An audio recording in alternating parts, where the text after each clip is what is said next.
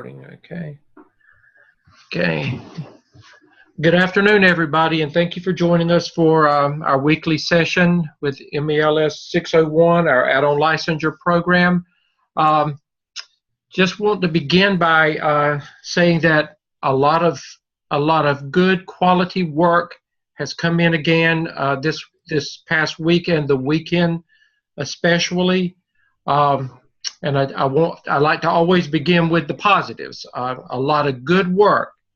However, with that in mind, we still have to be reminded um, that you're in this program because you want to be in administration one day if you're not already working in that capacity. Your goal is to be a principal one day, and to move on with other aspirations at the central office level and move up. So with that in mind, Dr. Lamb and I have taught this weekend already, and we've talked about um, work ethics, time management, and all of those things that are characteristic of what you have to think about in a leadership role, especially as a school administrator.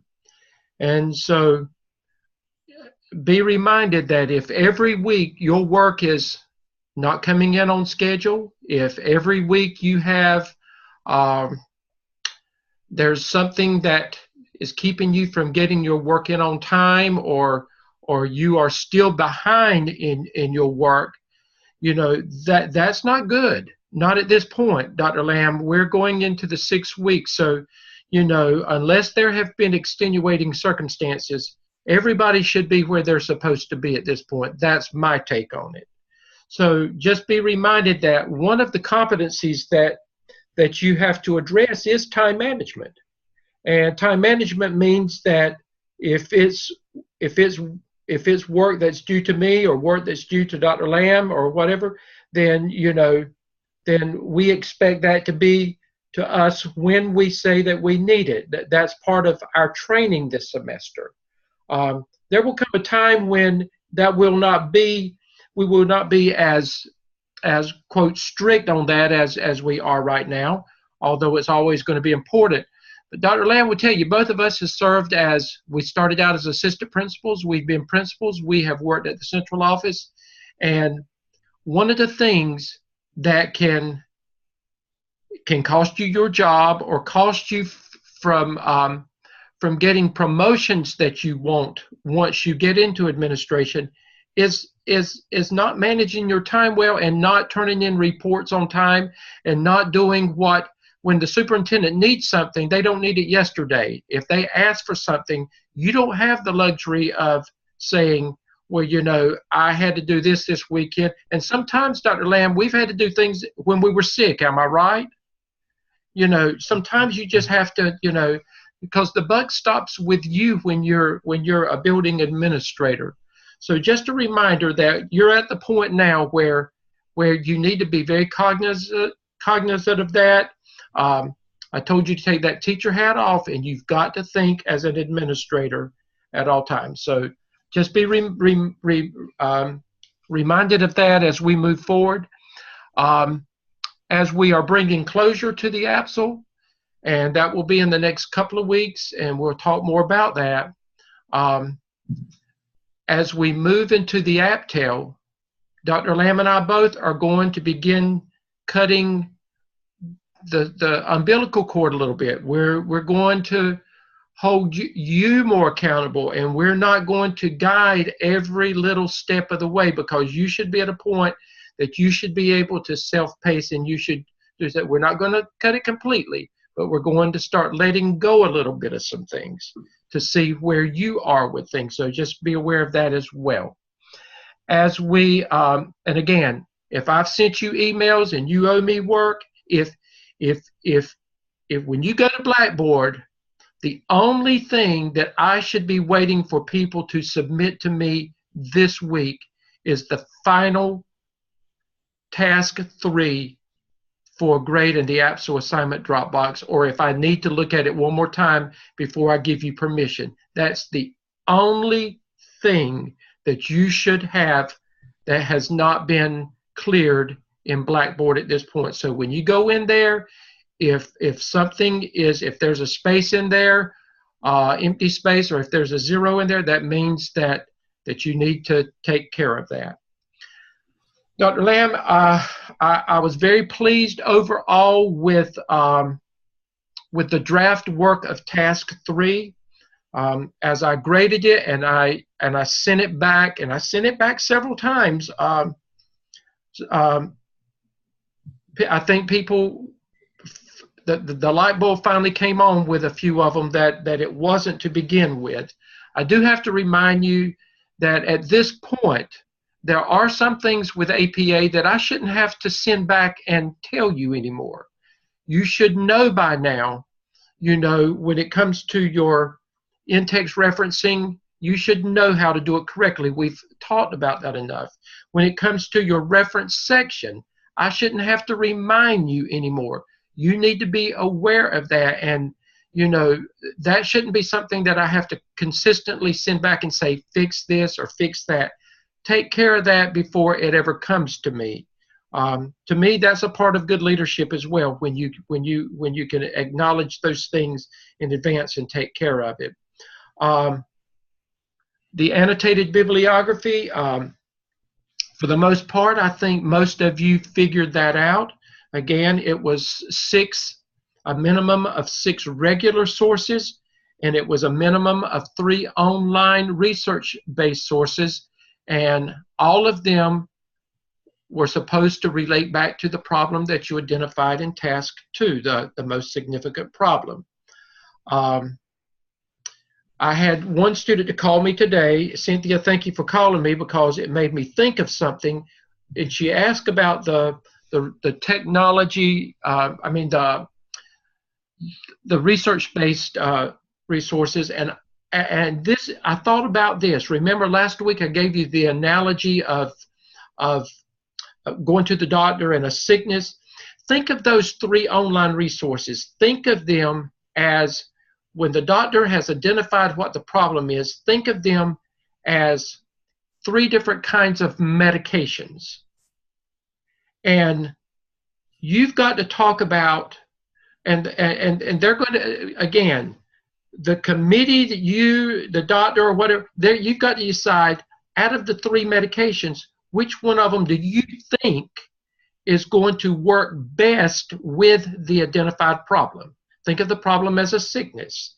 Which one is going to work best? Well, in order for me to know that, I've got to know something about that medication. So just saying that I've got this medicine's not enough. You've got to tell me something about the medicine.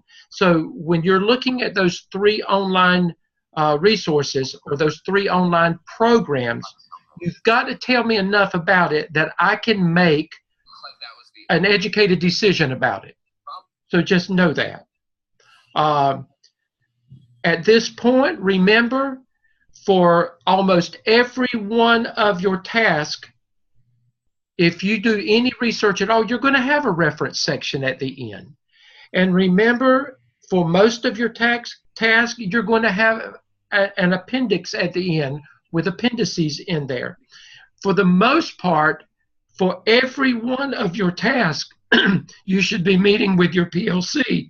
Excuse me. So there should be, at the minimum, there should be an agenda. You should always have evidence of you leading. So I said it last week, somebody should be taking a picture of you. I would at least have a video at some point in time embedded in there showing me presenting. Again, for every one of your except for task 5 of the APSL and then task 4 of the APTEL, there should be an agenda, because you should not be working as the Lone Ranger. You should be working with your committee. So that's all I'm going to say about task 3, unless Dr. Lamb, you need to interject anything at this point. On the screen, if you can see that, there's a young man from Ohio State, and he is discussing his ordeal where he got suspended and nearly kicked out of college over in-text referencing. the problem that Dr. Stedman was just pointing out. That's one of the things that I wanted to highlight tonight as well. When we get to task 3, you need 3 references in your literature review, and then you do an annotated bibliography. Make sure you follow APA for in-text referencing. There's 1,000 stories on the internet. This is one of them where people got in trouble, not intentionally, but unintentionally because they did not use the format correctly. And one of the things that, as somebody who used to have to sit in judgment in cases like this, is it's hard to know what your intent is. I can't know what's in your heart. All I can know what is on paper. And so don't get yourself in a situation where we have to make a decision about did they intend to do this or not. Intent referencing is usually the biggest problem that our students have, especially in task 3 of the APSEL. And there's all kinds of these cautionary tales on the internet. This is a young man who's telling his story about in-text referencing. You don't have to watch it, but just know that this is a thing. It's a big problem. It's something that you need to pay attention to. That's enough said on that for me. Okay. Thank you, Dr. Lamb. And Lord, I lost my train of thought. It'll come back to me. It'll come back to me. But let's move on with task 4, our action plan. And I want us to go over that again, Dr. Lamb, because that is, they've got this week and next week to work on that action plan. Okay. So let's go back and look at the template and just go over it again, what's expected of them. All right. And I want to say while you're pulling it up that we have had one student that has already submitted task 4, and it was perfect. Everything was perfect in it. It was submitted this weekend. It is already graded, and it's in the APSEL assignment Dropbox, a perfect document. So I know that what we said last week, and I know what the template that Dr. Lamb has provided, I know that it works because this student proved it already. Please be remembered that I should see paragraphs addressing each of the items that you see on the screen there. The importance of the action plan, research-based. What does your research tell you about this particular plan that or program that you have selected to address your most pressing need? What does the research say about it? How important is this? What kind of results can you expect? Alignment with student learning outcomes. Why are we doing this? That's why we had you to start with your standardized test scores, because those are SLO, student learning outcomes. And that's what we want. They count or they wouldn't be on your state report card. And then, so each one of these sections must have a narrative. Then you summarize that plan in either a graphic organizer or a PERT chart, whichever way your brain works. Us left brain people will do this one. Right brain people will do this one. You have to know where you are. You have to do a little self-assessment here on what you're good at and what fits your mode of learning and understanding. I like, who, what, where, when, and why. That's what the graphic organizer is. What activity we're going to do, when we're going to do it, who are the people who are going to do it. Don't put staff, don't put teachers. Put names or positions there. Resources needed, that's people and money. Formative assessment, how are you going to assess the adults that are implementing it? That's a fidelity check. Summative assessment, what test is going to be given at the end to see if we made any gains. What's our goal? Our goal is to improve reading from 45 to 75, but an indicator of success this year, if we go from 45 to 50, we'll be happy. Little steps kind of thing. PERT chart is relationships between your activities. It's not as spelled out as this. It's more of an ethereal, more of a theoretical concept model, which shows all the different relationship between the activities. So you can do either of these, but the biggest thing that we get is students will turn this one in without any of this stuff, without an explanation of why they've done what they've done. But they mirror each other. This is just a summary of this narrative. This is telling us about the plan in a narrative form. This is put it in a graphic form. It's the same stuff. It's just expressed two different ways. Because you remember, you have to present this to a group of people. People learn in different ways. People learn in different ways. They all need some sort of graphic representation, though, of a narrative. Dr. Lamb, Pam asked if you would go over formative and summative assessments again. Yeah, I see that. Formative is of the adults. It's a fidelity check to make sure that the adults are implementing the program as designed. Summative is when we measure the kids to see if they made any growth as a result of having implemented and run the program. Formative is not measuring the kids halfway through. That's not formative assessment. Formative is of the adults implementing the program. We commonly call that a fidelity check. Are they implementing the program with fidelity? Are they following the directions to make sure that the program is being implemented as you intended?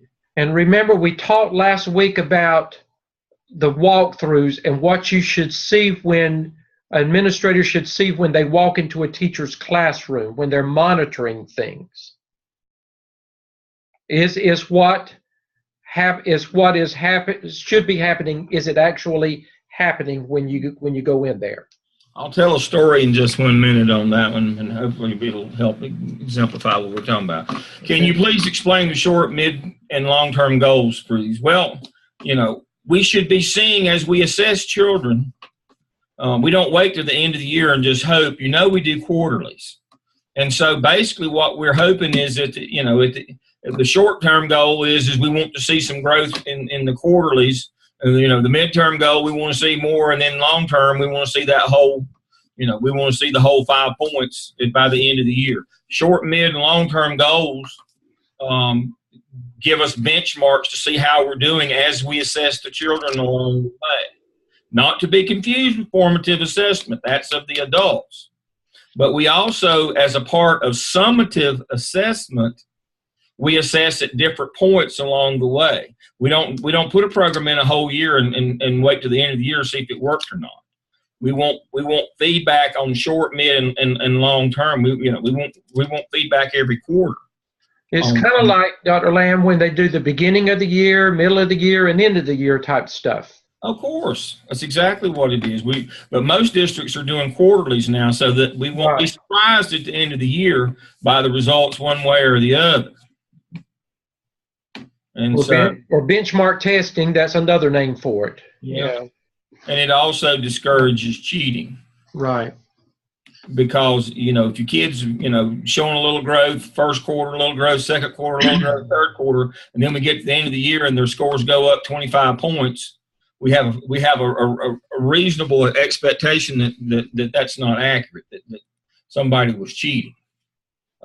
That's also why we like to do that as well. Pam, if they want to do it at the beginning of next year, that you're just proposing a plan. And again, we don't expect. You're going to assess it. Yeah. So a lot of what you propose, if your administration chooses to do it, it's not going to happen until the beginning of next year anyway. Yeah. You're giving them tools to hopefully work with that they'll begin next school year with. A lot of what you do. So the idea here on that is when, how are you going to assess it? When, at what points are you going to assess it, and how? That doesn't mean you have to do it. You're probably not going to start these till next fall anyway, but you need a plan in place before you start. Of when am I going to do this stuff? So you can plan your dates around next school term. Yeah. Part two of my plan will be implemented this year. It's a plan. I know everybody's got a plan till they get punched in the nose and then they kind of forget it, but you got to at least start with a plan. and have an idea of how you're going to assess the kids, how you're going to assess the adults, what you're trying to do. You can't just say, we like this program, we're going to put it in and hope for the best. That's people aren't going to spend time, effort, and money on we hope. You need a plan, and it has to have all these parts in it to satisfy all the needs that everybody has. Everybody has things that they need out of this plan. What if you test the kids for two quarters and nothing's happening? You might have to do some adjustment. Those are the kinds of things we're talking about. Plans and contingencies. Yes, we want you to implement them, but more importantly, we want you to know up front all the different parts and pieces and functions of the plan. When we're going to assess the kids, when we're going to assess the adults, how are we going to do those things? You need to do that before you get into it. We don't make it up as we go in this business, not with public dollars. Oh no, we got to know everything before we even start, and it may be 2 or 3 years out, but we still got to know everything up front. So, one of my favorite stories about formative assessments is I hired a young man as a beginning teacher a long time ago, and he worked his way up, and he became an elementary principal. And he did a good job, and he got a new elementary school, and he's got another one since. That's where he's getting near retirement age. But what he wanted to be in life was an elementary school principal, and that's what he's been. He's on his 3rd principalship. He's opened 2 new facilities. He's a great principal. He inherited a school that was a good school for his first time out, but their reading scores had been stuck on 80 for 3 straight years when he got there. And so he asked me to come in and said, could I help him figure out, or could I do some assessment to help figure out why the scores were stuck on 80? They were way ahead of the curve. It was an affluent area. They were way ahead of the curve. They were already doing reading 3D, and they were already doing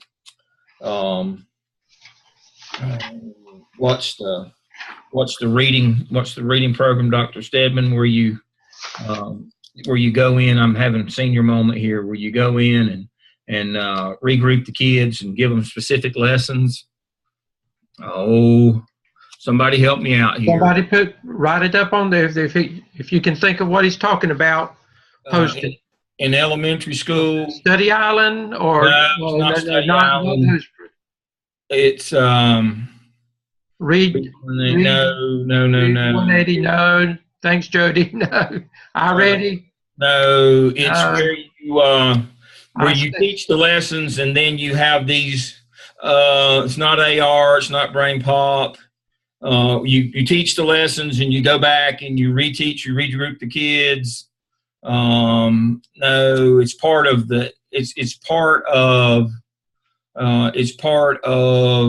multi-tiered system of support. Not corrective, not dibbles, not movement. RTI, response to intervention. Okay, thanks, Tamara. Okay, she gets paid this week. Response to intervention. That was the program that they were running. They were ahead of the curve. They were running RTI. Now you understand RTI, and the reason I wanted to make sure we got the name right is response to intervention. Yeah. There we go. All right. So what's important about knowing that it was RTI is RTI assesses regularly. It has short, midterm, and long-term goals. They assess, they regroup. I mean, it has all the functions that you would have, that you would see on this screen that I'm showing you right now. It fits this model in terms of what we're doing. So they were doing it as a school before it had been adopted statewide. Again, it was a fluent area. They were ahead of the curve. They were doing that. But it wasn't making any difference. They'd done it for 3 years, and their scores were exactly the same. So Ray called me, and so I come up to do an assessment, and I go to the classrooms, and I look, and then I go talk to the RTI person, and I said, and she explained how the teachers regrouped and did the lessons and all that. I said, how often do you observe those lessons? And she said, I don't. Well, I said, well, how do you assess them then, your fidelity? She said, I just have them. sign this log of what they've done. I said, well, you realize then that they're not presenting those lessons. When the other kids are going out to PE and they're keeping that group back, they're probably having them do the same thing they did before. The teacher's sitting there grading papers, but they're not doing those corrective lessons. Otherwise, you'd be getting more. But she said, well, I don't have time to go to the rooms. I have all this paperwork to do. I said, well, then it's not going. So I went and told Ray. I said, you don't have RTI.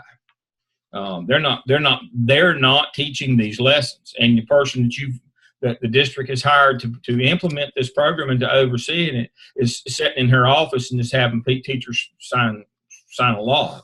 Those lessons aren't being presented. I can tell you that right now. She's not doing fidelity checks. She's not going in and seeing if these lessons these prescriptive lessons, when kids are regrouped, are being implemented. And so that ended. Ray said, well, I'll take it upon my staff to make sure that we get in there and see about these prescriptive lessons. And so they did that, because normally you don't go in and observe during a prescriptive lesson. That's not part of the implementation of those programs. And so he did it. Anyway, they had their scores went up to 85 by the end of the year. And it was real simple. Nobody was doing formative assessment. Although they had RTI is a great program, it's expensive. I mean, the lessons are already prescripted. I mean, the assessment tools are wonderful. But if you're not teaching those lessons, if nobody's going and checking on the adults, it's just hope. Hope is not a plan.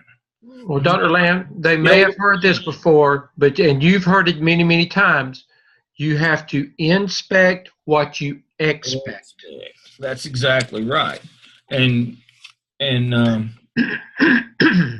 best plan won't work if it's not if the lessons aren't checked. If you don't do the fidelity checks, it's just not going to happen. In effect, that's what you're being paid for as an administrator, to inspect those things. That's what you're there for. You don't teach a soul. You don't teach any of the children. Remember, the work of the organization is teaching children. And you don't even do that. Your job is to make sure everybody else is teaching children. And if you don't do that part, you can't always just assume because you told them to that they're going to do it. That's got to, anytime that you have any kind of an instructional plan, you must build an formative assessment piece in to make sure that on a regular basis that you are checking to make sure that that program is delivered with fidelity. I can't overemphasize how important that is. Dr. Lamb, let's remind them again, because some are ready for task 5. Let's remind them again what they've got to do. All right. So for task 5, you know that you're going to go in and you're going to write each of your competencies. Does task 4 include establish a shared vision of learning? Yes, it does. It's right there at the end. Right there it is. For prompt 2, after you've done your plan, right there are the things that you have to have as well. There it is.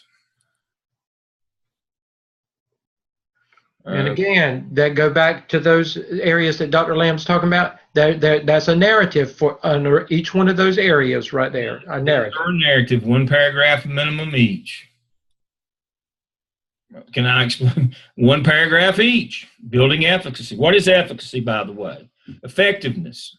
How are you building effectiveness through this plan? Strategies for sustained growth. Once you get to a place, how are you going to keep it going? We're going to continue to monitor it. We're going to continue to assess the kids.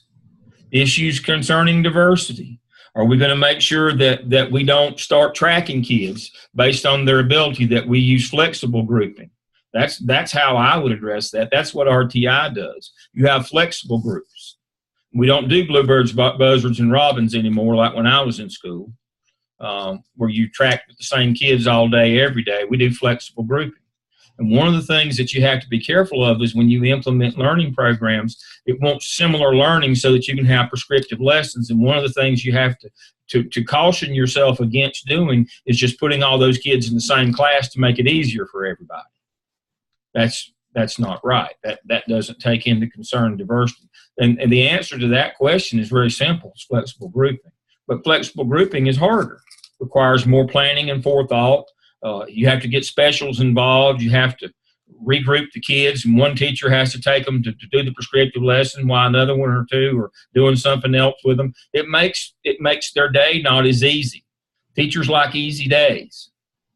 But sometimes things that are worthwhile require more effort. That's what we're trying to get you to understand. Teachers are going to complain about flexible grouping. Would it just be easier to put them all in the same class? Well, no. It would be easier, but it's not the right thing to do. That's why we do flexible grouping. The resources that you're going to need and establish a shared vision of learning. Everybody needs to know what we're doing, and everybody needs to understand why we're doing it. A shared vision, and that's what I'm talking about. Some of the teachers won't like it if they're the ones that, I just want the upper group. Why do we have to have these kids scattered at different levels? Because that's important. Diversity is important. Not just racial diversity, but intelligence diversity. Who's going to be the role model for all the low kids? And Dr. Lamb, this is one of the areas where, as an administrator, you really have to take a stand, because you've got strong-willed people on your staff, teachers that feel like they've been there for 100 years and they have the rite of passage, and you owe me this because of. You have to make some hard decisions when it comes to this, and you have to do what is right for the children. Yes. You have to do what's right for children. Yeah, you got a lot of people that think their name's on the deed, not just the door. And so it's not convenient for them. They've always had the best and the brightest. You're going to have parents that kick too. I told you the story. When we first started accountability in North Carolina in the late 80s, 89, 90, 91, we were doing performance-based accountability before we got to the state report card. In preparation for that, one of the first things we had to do was accountability grouping in elementary school. I was an elementary principal at that time, and the parents kicked as hard as the teachers put them up to it. You understand that now, that the teachers will whisper around and say things to parents and get the parents on you. The teachers sometimes won't be bold enough to come and face you down and yell and scream at you, so they'll say things to parents. And so parents will call you up and say, why is my kid in the dumb class? Well, your kid, these classes are mixed, heterogeneously. Oh, no, Jimmy's in that class. Everybody knows Jimmy's an idiot. If my kid's in there, he's in the idiot class. I want my kid out of there. Teachers put parents up to that. And you have to establish a shared vision of learning. And sometimes you have to make sure that you get the teachers on board, but it's not an option, or it's not it's not up to a vote. You want to inspire and motivate, but sometimes you just have to tell folks this is the right thing to do, because that's your job as a leader. And it's not always wine and roses. It's not always good times. Sometimes you have to be the bearer of bad news, but you have to do what's right for children. But you'll have a lot of teachers who want it to be what's right for them and the ease of their day. And either they'll buck, or they'll go and whisper to parents and have parents come buck. And that's when you have to tell everybody, it's my day to be in charge. I'll let you know when it's your day. Otherwise, go back and do what you're asked to do for the good of the children. I want to be in a building run by adults for children. And that's what we're really trying to establish here. You'd think in this day and time that it would be easy, that everybody that's teaching in the school business would be there for the children. That's not the case. I've been watching a set of videos out of Houston, Texas, of a young man complaining about all the problems with education, and I was just thinking, that's a very simple fix for me. I'd have fired him the first week. He's not there for the kids. He's just there for the convenience of himself. But he's a very young man. I wish I was young again too. I still think I am until I pass a mirror. But the more we get people in our business who are lateral entry, Teach for America, people who did not come through traditional programs and whose life was not an aspiration to be a teacher. Some of those become our best teachers, but some of them, it's just a job, and they want convenience for themselves. Your job is to be there for the children. That's what we're trying to teach you here. And it's not always, you think, well, everybody, we're all going to hold hands and sing and work together to, everybody's here for the same purpose. No, they're not. You have to establish that culture in your building, that we come to work every day. When we work hard, and we do the right thing for kids. And the more that parents on the administration, but once, next time that happens, I'll find me a new ox. Right. And Dr. Lamb, they're going to learn more and more what you just said as we move into new evidences after the APSL. All of this, it builds that community. Yes. I mean, that's what we're doing, building that community.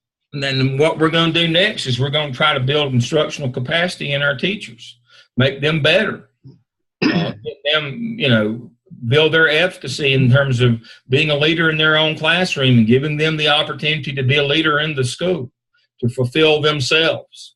That's how you get people on board.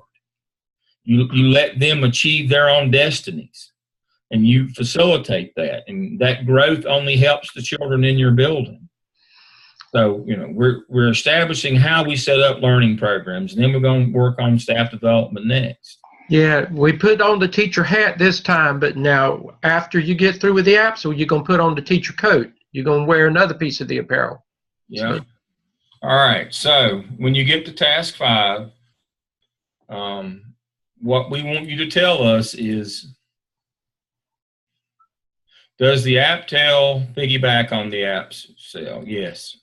Everything flows. Everything flows. That's correct. Everything flows. All right. Conflict management. The candidate assists the school guidance counselor in a disciplinary incident. How much clearer could that be? She helped with conflict. And then pretty much what did you do during that time? And so you can see, if you will read these, and that's why I provide them for you. If you will read these,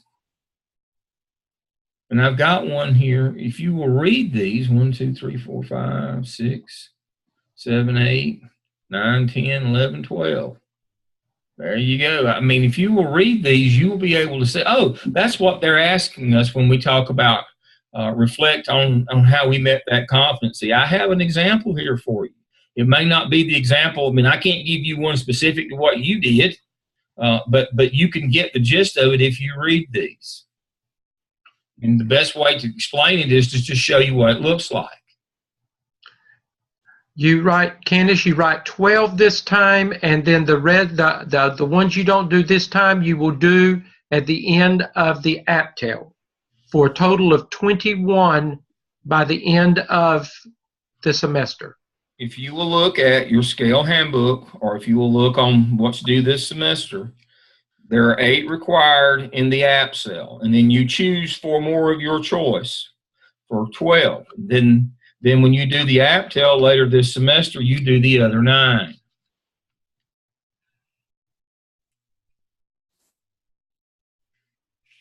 Again, you've got to put thought into it, but when you get to this part, it's not rocket science. You've done it. It's what you've done up to, for task 1 through 4. You're just reflecting back on task 1 through 4 to do task 5. All right. Now, when you get task 5 done, now please remember, you do not have to peer review task 5. Let me say that again. You do not have to peer review task 5 because it's a reflection of what you did. You do not have to do that. So once Dr. Stedman has given you the okay on task 5, you start compiling your final evidence narrative. It is comprehensive. That means it has one document, has all 5 tasks in it. Let me show you my hands again. One document, 5 tasks. Do not upload 5 separate tasks to state graders. They'll be up my behind, pardon my language. That'll make me be mad at you. One document. do not have a reference section at the end of each task. You move those to the bottom and you alphabetize them again, just like you see here. You notice in my template here, I do not have a reference section at the end of each section like you do when you build it, because I've already moved it here to the end and I have re-alphabetized it. And make sure you move all of your appendices behind the reference section. Don't have them scattered in your paper. Don't have pictures scattered in your paper. They go at the end in the appendices. Should there be two technology parts? I don't understand that question at all. Two technology parts. You talking about two technology competencies? No, there should only be one. I think I had a couple different examples in that last one. But again, the 8 required, go back to your handbook. The 8 required, you pick 4 more.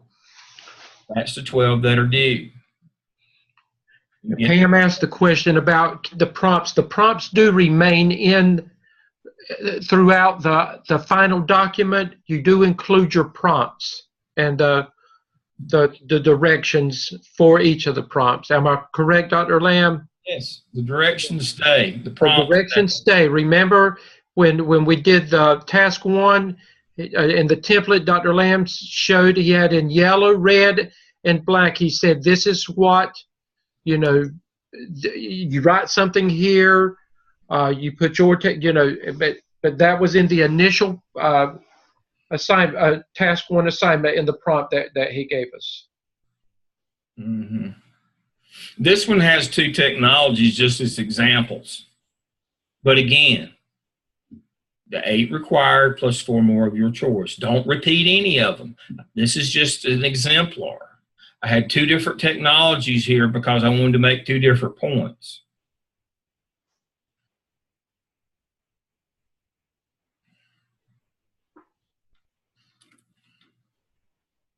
Okay. And if you read those. Okay, that's correct, Pam. Prompts stay in. Again, everything in red comes out. Everything in black stays in. Everything. If I need to make changes to task 2, yes. You can make any changes on anything until it's finally submitted to task stream. Mm-hmm. So at this point, if you go back and change something, that is perfectly okay. Yeah. And as Dr. Hamilton would say, it's an iterative process. That means it's ongoing. So yes, these things grow and develop as you go. But I like that question, Calandra. That lets me know that you are thinking. Mm-hmm. Yep.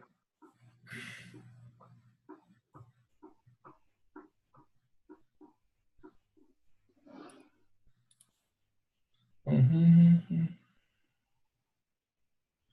Are documentations needed? I don't know what that means either. Artifacts. Artifacts needed? No. No. Just the narrative. Just the narrative. Now, but now artifacts are going to be. You've got 21 to do this semester. It doesn't, so you're going to have 21 artifacts for your competency folio, but not for this. No artifacts for this. This is narrative. And Dr. Lamb will talk about the artifacts again, but at a later time. Let's get through this first. No artifacts right now. Just write down where you can find them. Like that proof category on your internship log of your activities, just write them down where you can find them. But we're not ready to do artifacts yet. We don't do artifacts until we're finished with both of our evidences. Then we'll go back and round up our artifacts. They're things that we produce as results of having done our evidences. I've been putting artifacts into task string, like you said, as a placeholder. That's exactly right. You can do that. When you get them, you can go ahead and drop them into your competency folio if you want to. That's a good idea. It makes a lot of common sense to do that. They don't go a lot of time at the end. And we don't, oh, by the way, if you have attached peer reviews to this document, take them out. Peer reviews do not go in the evidence narrative. They do not go into task stream. That's a different media format. Again, let me say that again. If you have attached peer reviews to your evidence narrative, they've got to come out before you put them in task stream. This is supposed to look like a professional journal article. And Dr. Lamb, I had to send a few back as reminders. When task stream goes to DPI, they're not going to click on your links to see what you've got behind links. So you need to put the actual work there, not links. Now, if it's just to a document that you pulled it out of, that's fine. But if we need to see it, it can't be in links. TaskStream won't open links. You can't open links in TaskStream when they go to grade. You'll just get a 0 on that part. TaskStream is just a shell. It doesn't have software embedded. You can't open links out of TaskStream. Not from where you evaluate in the DRF. You can open links in the competency folio. That's one of the reasons why we separated it. The competency folio is different. It is a web folio. And so you can put links in your competency folio, but don't expect them to be able to open live links in your evidence narrative. That won't happen. That's a DRF portfolio. That's not one of the functions that it will do. The competency folio, the web-based competency folio, you can put links in there to your artifacts, but do not put those links in your papers and expect them to open them up and read those. That will not happen. Dr. Lamb, let me remind them too, and I know this weekend especially when you would send me something and I would read it, because I grade pretty quickly on things and send it back, and I know some of you probably had some names for me at times because I was not your favorite person when I kept sending something back. But you've got to remember, Dr. Lamb and I are trying our best to make sure that everything is going to be right when it goes to task stream so that you don't have problems. And you remember now, once evidence 1 is completed, the APSO is completed, it's going to go out of the hands of Dr. Lamb and me to a third-party evaluator that's going to look at all your work. I can say everything is fine. Dr. Lamb can say everything is fine. But that evaluator may see something that we didn't see, and they may send it back for correction or whatever. We are trying our best to make sure that it is as perfect as it can be when it gets out of our hands. But after we get you through this one, we're not going to handhold you through the second one this semester. Right. You know, a big part of being a school administrator and being a leader is being able to follow directions. And so I love these questions. I love, we're working through all these things. We'll still help you in the APTEL, but we're going to pull back some as we talked about. And by the time that you have me for 603 this summer, y'all are in for a rude awakening. Pam, you're going to be okay. Oh boy. I'm going to beat all the rough edges off of you this summer in law and finance. I can tell you that. Y'all will be smooth by the time I get through with you. But you'll be ready for Dr. Lamb by the summer. You'll be ready for him. You'll be ready, and that's what we want. It's all good, Tamara. I heard about that class. No, it's easy. It's easy.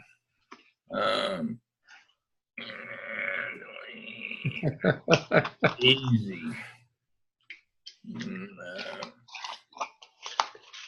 But you got to pick up your feet. I need to do more research on this, bro. Now, I'm going to tell you, you got to pick up your feet and run this summer because we only got 10 weeks. Dr. Lamb, one more thing I needed to remind them when and I don't want you to take for granted when you send me links where you've done your Zoom team videos, remember that if if there's 5 people in a group, I don't need to look at 5 videos. All I need to do is look at one of them, and I know who's in the 5 groups. So when I respond back, excellent team collaboration, I don't want you to take for granted, well, he's not looking at that. I have looked at it. When you do peer reviews, don't take for granted that I am not looking at those peer reviews. Now, I have had sent some back with some comments on it because I realized that you did not give the as thorough feedback as you should have, and I'm going to be so make sure that you take it seriously. Remember, you're going to evaluate teachers in the very near future. So this is good practice for learning how to provide candid feedback to teachers.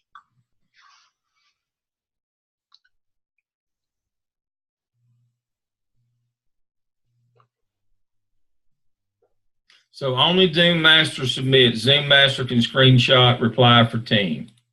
Everybody has to submit. That's the only way they can get a grade. Yeah, everybody has to submit them. The Zoom Master sends the link to the team members, but everybody has to submit it to get their grade. Yeah, everybody's got to submit it to get their grade. That's correct, Pam. All righty. So now there is. So when you start putting these together, you're going to submit them one last time. Once you have your comprehensive document, you're going to submit them one last time to Dr. Stedman. The comprehensive evidence narrative that contains all 5 tasks does not have to be peer reviewed. It's already been peer reviewed. It goes to Dr. Stedman for his approval, and then he'll tell you when to put it in task stream. But again, it must have all 5 in it.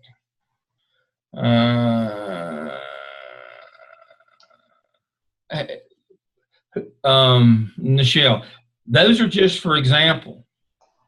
The competencies. You don't mirror the ones that I've got. I've just got those for an example. You have to do the 8 required, and then you pick 4 of your choice. This is not about what I've got on the paper. Those are just examples for you to read the narrative on how to write one of them. I could have only had 3 on there, or I could have had 33. Do not mirror what I've got on that paper. You do the 8 required plus 4 of your choice. It's immaterial how many is on the paper. It's what you're supposed to be focused on is looking at the narrative. How to write one. Look at the thought process behind one.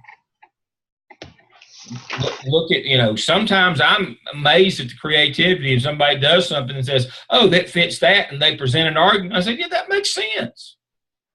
I wouldn't have thought of that. I wouldn't have thought that doing that activity would have satisfied that competency, but they made a good argument. That's the whole idea. Tell us what you did and why it fits that competency. It might be something I've never seen or even thought of. So the point of me including those on the paper was not to say, you do these ones, but to see how to write them, the creativity in them. Again, the 12 that you write, the 8 that are required this semester from the handbook, plus 4 of your choice. All right, can you clarify when spring break is? I'm trying to keep my schedule intact because Final Apsu is during spring break. It's on the course syllabus, but I'll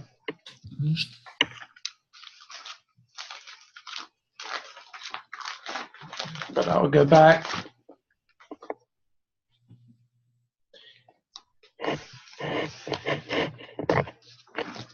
We just don't come in and Zoom with them. They're, even though it's spring break, the work really doesn't stop, Dr. Lamb. What is spring break? Y'all are gonna have a rude awakening when y'all get to me. I can tell you that. We never take a break. There's no such thing as a break. We've got some time built into their schedule where we don't come in, but that doesn't mean that you won't have to do some work along the way. I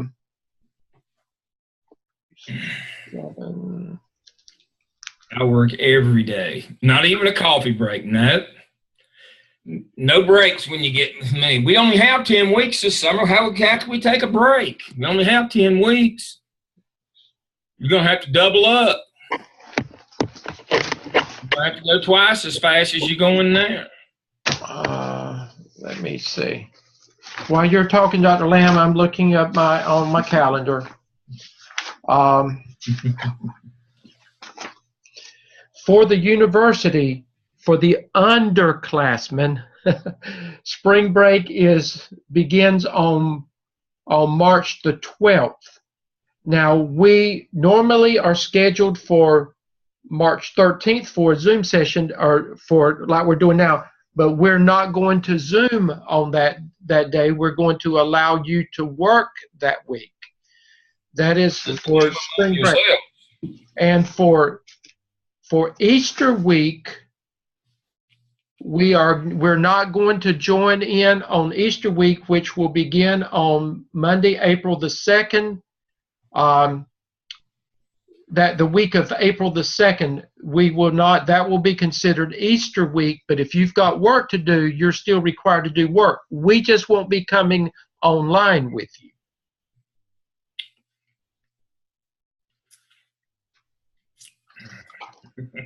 We have to appear that we have compassion. It's only the appearance that counts. We have to look like. But now some of you are going to be fine, and I hope all of you will, because you're working ahead and you're learning how to get things. So it's all dependent upon what you get done. It's left up to you. Yeah, I mean, and that's part of it is what you have to learn is through this program is how to manage your personal and professional lives, because there's always going to be plenty to do when you're an administrator, and that's part of it. If you can figure out a way to get your work done, then you can take that week off. If you can't, you got to work right through, and that's what Dr. Stedman was referring to earlier. The first 4 weeks of every the 2 weeks prior to, and the first 4 weeks of every semester for 6 weeks. I work from time I get up at 4:30 till time I go to bed at 12:30. Do that for 6 Lamb, but I don't do that every week. But I have to arrange my schedule so that I know that for those 6 weeks I've got everything else in my life taken care of. But that's kind of the way it works. Well, if they go back and they look at when I have responded to their work, they realize that it starts early in the morning and it ends late at night, and it's all during the day. So, I mean, and it comes with the territory. Mm-hmm. If you if you think that this is going to be a 9-to-5 job where you can work 8 to 5 every day, and then your pattern and that the workload will never ebb and flow or decrease, this is not for you. There's going to be times when you're going to have to grind it out for weeks at a time, and then if you get your work done, you will have time. That's how school people have to work, even at the college level. We have times that are busier than others. It's not always consistent. It's not a manufacturing plant. It's not always consistent, and so one of the reasons why we do build that in is to give you the opportunity to catch up or take a break. But that's how it goes back to your work rate. And many of you may be able to take a day and go to the beach. Notice I said a day. Yeah. Well, I've done many a Zoom session from the beach as well. Right. But honestly, I've seen a lot of you at the rate you're going now. If you'll continue with what you're doing, you'll be fine by then. Yep. I think you'll be fine. You just keep on doing what you're doing. All right. One thing before I'm going to be done with my part for tonight. One more thing here. Let me move this out of the way. And this is a really good email, and thank you. Let's see. Come on, Nichelle, for sending this. Nichelle had a question about the internship log You can start with activities January 2018 when you enrolled in the program. If you join something that you'd already been working on in the fall, we'll give you a little leeway on that. But normally, if it's something that tracks back, that started then, you were in on the ground floor in a leadership role back in the fall. That's continuing now, but just one-off items like you can't count bus duty from the fall. No. But if you started some kind of a tutoring program, or if you were involved in some kind of leading a committee or a PLC that started in the fall, I'll let you count that. But it has to be a leadership. Can't be a technology. Oh, I went to a technology workshop in the fall. Nope. If you started some leadership activity in the fall that is continuing, I'll let you count that. Otherwise, January 18. And the question then is only the things on the suggested activity list. No. If you can justify that, and if you were in a leadership role, again, it has to be leadership things. If there's something else, some other leadership role that you're fulfilling at the school that's not on that list, yes, you can count that. But if it's just other things, some other type of supervision or something like that, no. I'm interested in leadership roles. I'm interested in leadership activities. The other things are important as well, but the focus has got to be on leadership. So there's not going to be many things that aren't on that list. Not going to be many things that aren't on that list. All right. Okay. Back to you, Dr. Stedman. I think we have covered it all. I do want to make sure your task 3, I need for you to make sure that task 3 is completed and submitted to me for final submission before this week's over with.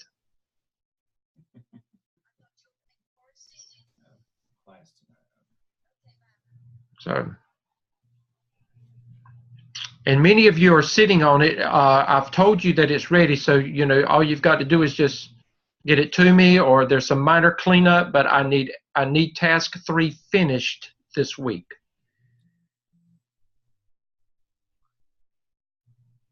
Okay, Dr. Lamb, that's it. I'm a lead teacher for the district. Yes, I think there's something that approximates that on the list. STEAM team is a school-based committee, and I know there's a school-based committee on the list. So yes, that would be good. All right, okay. I think we're done. Okay, thank you guys. See you next time. Okay, you're gonna give it back to me, Dr. Lamb, and I'll send you the link. Good night, everybody. Good night.